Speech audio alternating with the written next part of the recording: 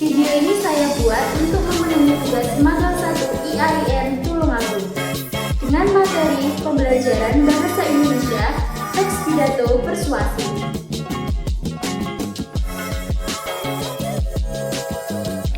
Video pembelajaran materi teks pidato persuasif untuk kelas 9 SMP maupun MTS. Sebelum memulai materi pembelajaran, kita akan mengetahui terlebih dahulu kompetensi dasar yang akan kita capai.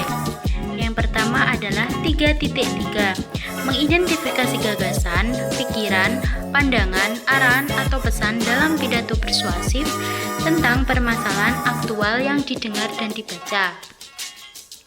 Kemudian 4.3, menyimpulkan gagasan, pikiran, pandangan, arahan atau pesan dalam pidato. Yang ketiga, 3.4, menelaah struktur dan ciri kebahasaan pidato persuasif tentang permasalahan aktual yang didengar dan dibaca. Kemudian, 4.4, menuangkan gagasan, arahan atau pesan dalam pidato lingkungan hidup, kondisi sosial atau keragaman budaya secara lisan atau tulis dengan memperhatikan struktur dan kebahasaan. Kemudian tujuan pembelajaran kita kali ini yang pertama adalah siswa dapat mengidentifikasi gagasan, pikiran, pandangan atau pesan dalam pidato persuasif. Yang kedua, siswa dapat menyimpulkan gagasan, pandangan, arahan atau pesan dalam pidato persuasif. Yang ketiga, siswa dapat menyimpulkan struktur teks pidato persuasif. Yang keempat, siswa dapat mengidentifikasi ciri kebahasaan teks pidato persuasif. Nah, adik-adik, ada yang tahu apa itu yang dimaksud teks pidato persuasif? Mari kita simak bersama-sama ya. Pengertian teks pidato persuasif. Pidato persuasif merupakan bagian dari teks eksposisi. Pidato persuasif adalah pengungkapan pendapat secara jelas dan logis sehingga dapat meyakinkan pembaca atau pendengar dengan menyajikan argumen dari satu sudut pandang. Tujuan dari pidato persuasif ialah bertujuan untuk meyakinkan audiensi agar melakukan sesuatu dengan mengambil satu sudut pandang dan membuktikan kebenaran agar meyakinkan orang untuk melihat suatu persoalan hanya dari sisi itu. Kemudian, langkah-langkah menemukan informasi dalam teks pidato persuasif ada 3. Yang pertama adalah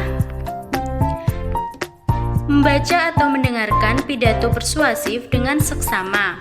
Yang kedua, mencatat informasi penting dalam pidato persuasif yang dibaca maupun didengarkan. Yang ketiga, menyimpulkan pesan dari informasi penting dalam pidato persuasif yang dibaca atau didengarkan. Kemudian cara mempersuasi ada 3 juga. Yang pertama ada etika, yang kedua ada emosi, dan yang ketiga ada logika. Etika berkaitan dengan hak dan kewajiban moral atau akhlak. Contohnya, daur ulang adalah hal benar yang kita lakukan. Memubazirkan sumber daya kita yang terbatas sama dengan mencuri hak anak cucu kita di masa depan. Ini sungguh tidak bermoral.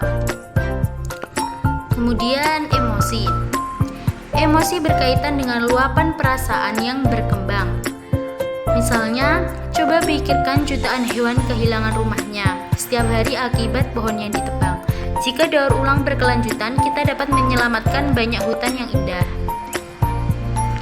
Kemudian logika. Logika berkaitan dengan jalan pikiran yang masuk akal. Sebagai contohnya, kita paham bahwa cadangan sumber daya alami kita terbatas. Kita dapat memperpanjang cadangan kita dengan daur ulang.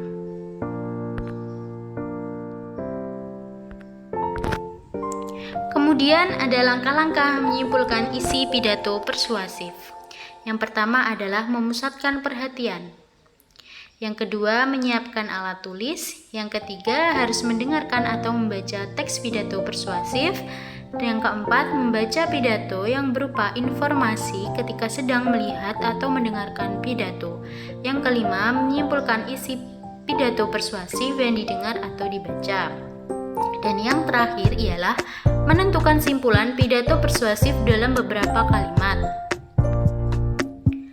Kemudian ada aspek yang perlu diperhatikan dalam menyimpulkan isi pidato persuasif. Ada 3 ya. Yang pertama, simpulan harus memuat pokok isi pidato. Yang kedua, simpulan tidak menyimpang dari isi pidato. Dan yang ketiga, simpulan bukanlah komentar, melainkan ringkasan isi pidato. Kemudian, struktur teks pidato persuasif. Struktur teks pidato persuasif itu ada 3. Yang pertama ada pembuka, yang kedua ada isi, dan yang ketiga ada penutup. Pembuka terdiri dari salam pembuka, yang kedua ucapan penghormatan, dan yang ketiga adalah ucapan syukur. Isi biasanya mengandung inti dari sesuatu yang akan disampaikan dan dibicarakan. Kemudian penutup merupakan akhir dari sebuah pidato. Salam pembuka sebagai contohnya adalah Assalamualaikum warahmatullahi wabarakatuh, dan yang kedua adalah salam sejahtera bagi kita semua. Kemudian contoh dari ucapan penghormatan biasanya dilakukan dengan menyebutkan orang yang dianggap lebih tinggi jabatannya terlebih dahulu sampai seterusnya sampai jabatan paling bawah. Sebagai contoh, yang saya hormati Ibu Kepala Sekolah MTSN 4 Tulung Agung. Kemudian yang terakhir ialah ucapan syukur. Biasanya dibacakan karena rasa syukur sang orator kepada Tuhan. Misalnya, marilah kita panjatkan puji syukur kehadirat Tuhan yang Maha Esa. Selanjutnya ialah ciri kebahasaan teks pidato persuasif. Ciri yang pertama ialah nominalisasi. Nominalisasi atau pembendaan merupakan proses tata bahasa mengubah kata benda atau kerja atau kata sifat menjadi kata benda. Misalnya kalimat yang satu ya, pemerintah memberlakukan undang-undang anti kekerasan. Kemudian contoh dari kalimat kedua, memberlakukan tersebut melegakan banyak pihak. Dalam kalimat satu terdapat kata memberlakukan. Memberlakukan adalah kata kerja, kemudian kata memberlakukan dinominalisasi menjadi pemberlakuan seperti contoh pada kalimat kedua.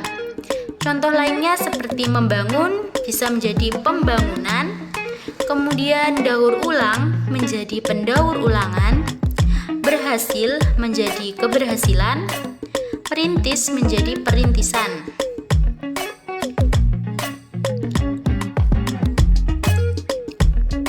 Selanjutnya adalah modalitas. Modalitas merupakan pernyataan yang menyuguhkan atau menginginkan kemungkinan atau keharusan. Misalnya mungkin, dapat, akan, pasti, nyaris, seharusnya, tentu, dan lain sebagainya. Sebagai contoh, kami akan mendukungmu. Kemudian kata ganti. Kata ganti adalah jenis kata yang menggantikan nomina atau kata benda. Penggunaan kata ganti dalam teks pidato persuasif adalah kata ganti orang pertama, kedua, dan ketiga. Sebagai contoh, kita harus peduli pada lingkungan.